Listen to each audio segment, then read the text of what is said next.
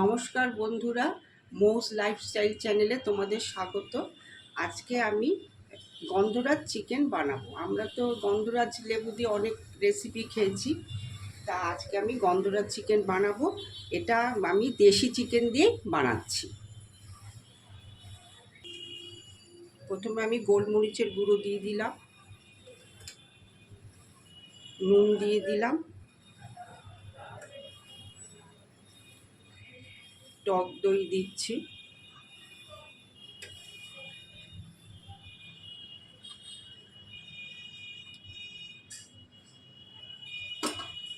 এবার আমি এই গন্ধরাজ লেবুর এই সবুজ অংশটা দিচ্ছি।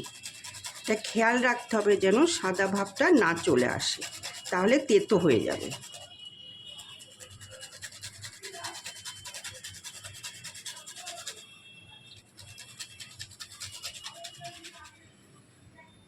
এবার আমি গন্ধরাজ লেবুর রসটাও দিয়ে দিচ্ছি।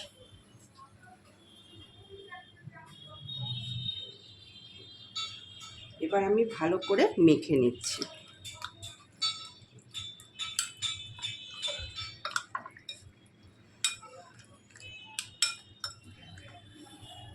ভালো করে ম্যারিনেট করা হয়ে গেছে। এবার আমি 1 ঘন্টার জন্য রেস্টে রাখছি।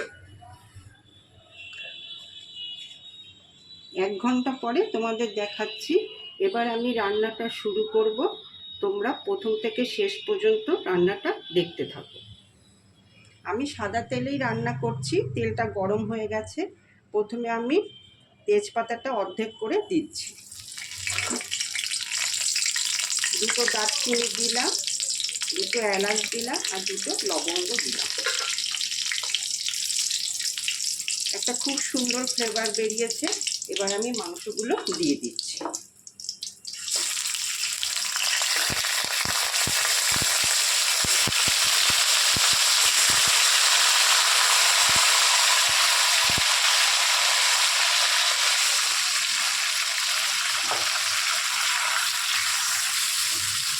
আর অল্প মাংসগুলোকে ভেজে নেব। এবার আমি আদা, রসুন, কাঁচা লঙ্কার পেস্টটা দিয়ে দিচ্ছি।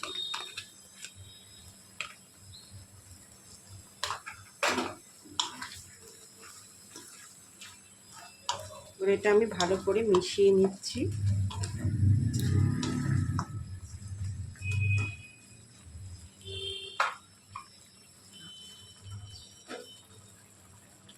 এবার আমি জিরের গুঁড়ো দিলাম।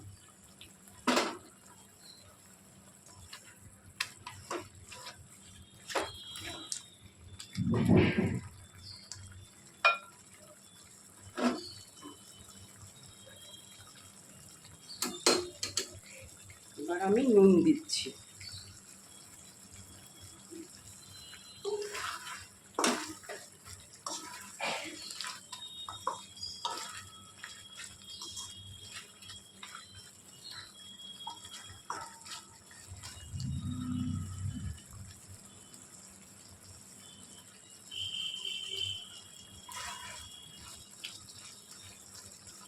এবার আমি কিছুক্ষণের জন্য ঢেকে দিচ্ছি।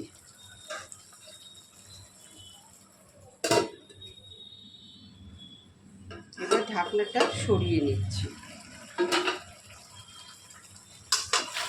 সরিয়ে আবার একটু ভালো করে নেড়ে চেড়ে নিচ্ছি।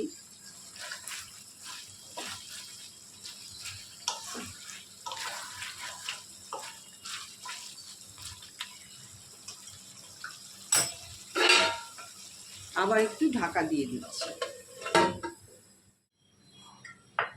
এবার ঢাকনাটা সরিয়ে নিচ্ছি।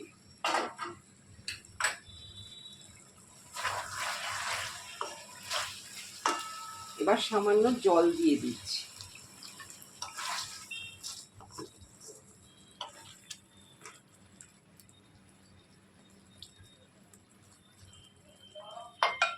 আবার ঢাকা দিয়ে দিচ্ছি।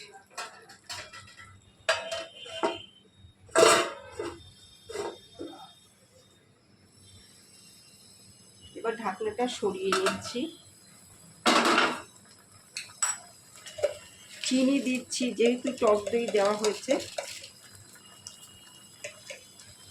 চিনিটাকেও ভালো করে মিশিয়ে নিচ্ছি।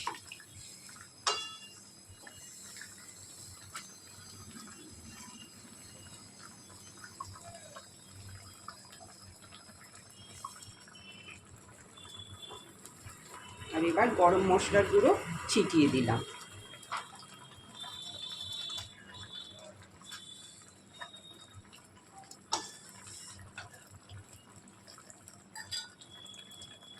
সবার শেষে দিচ্ছি গন্ধরাজ লেবুর রস।